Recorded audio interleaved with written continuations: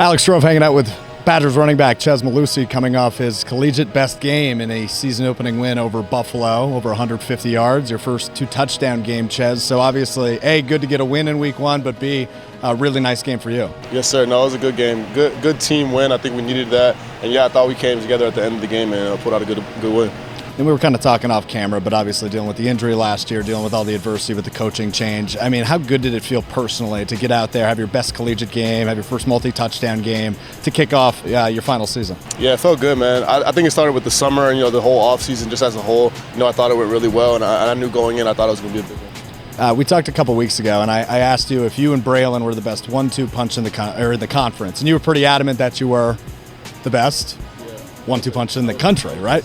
And you think you proved that in week one? Definitely. I think we have to keep building off it, but I thought we had a good start. What's your relationship like with Braylon? I've heard it described as best friends. Is that accurate? Yeah, definitely. I mean, we do everything together. I mean, we're pretty much inseparable, as some would say. I mean, we play video games together all the time. We're watching film together all the time. So yeah. What's the go-to video game? Madden just came out, so we've been playing Madden a bunch, but we're waiting for 2K to come out. I know that comes out in a couple of days. So who's your team in Madden? Who's your team in 2K? We play randoms. So is it 3 randoms and then a fourth? Randoms and then you have a to suicide. Yeah. Gotcha. That's how I do it too. Yeah. So I get it. Let's talk about that 89-yard run.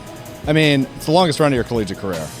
When you get into open space, what's the mindset? Are you just like, holy smokes, I'm gone, I just got to run as fast? I mean, what's the mindset when you realize you got all that space? I mean, it's a little bit of that, but it's also just kind of like looking around and see what's around you. My wideouts did a terrific job of, not giving up on the play. They made some good key blocks down the field, and I kind of just worked off those blocks.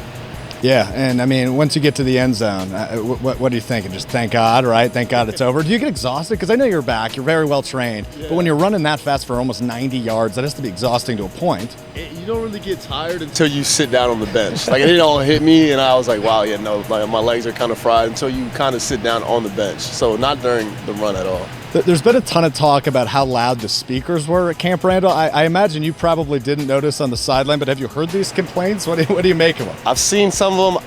To tell you the truth, I can't, on the field, I block all that out, so I couldn't really, it wouldn't make a difference to me. A little bit of a vibe change, though, obviously, from years past in terms of the music selection and some of the vibes around the stadium. Again, do you just block it out? Did you notice some of them? Obviously, the walkout music different? Nah, I didn't notice a bunch of it. I mean, besides our routine being a little different, I didn't really.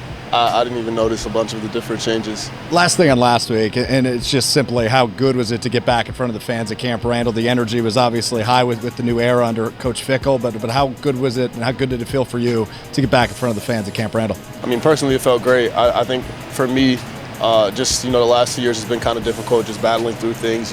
Like you said, the coaching changes, injuries. It just felt good to finally be out there, be healthy, and kind of just be able to be myself. So let's look ahead to this week. Washington State on the road. Obviously, a lot of new faces on your offense, but there are some guys that were here last year like you. What's the messaging been like the last 48 hours as you guys prepare for Washington State, who beat you at Camp Randall a year ago? Yeah, I think they're a really good team. They beat us last year, like you said. And yeah, I'm excited for this week of practice. It starts in practice. And yeah, I've been kind of breaking down the field, and I'm excited, man. I'm excited to play a good football team. Have you been kind of telling some of the guys that weren't here a year ago, we got to go get our lick back? Because obviously, I imagine that's your mentality this week. Yeah. I mean, for sure. I mean, a lot of the guys that transferred in, they're asking questions like what were the areas that they were good at? And I would just say they're all around sound football team. And once you start breaking a little bit more film down, they're going to see that, on come Saturday, it's going to be a good game.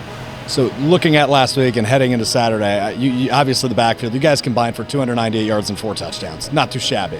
But what is something you guys are looking to improve on to take over to Washington on that long trip?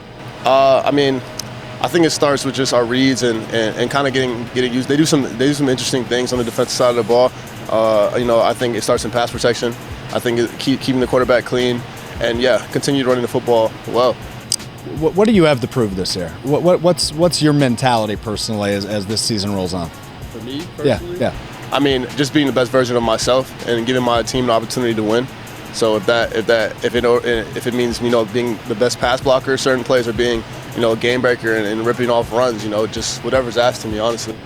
There's been obviously a lot of talk about this air raid offense, and I know you and I have talked about it before, but there's still an emphasis on the run game, right? And so can you talk to fans about what they can still expect? Obviously, we saw 40 rushes in game number 1 versus 31 passes, but what can we expect from that backfield going on, even though we're in this new era of the air raid offense?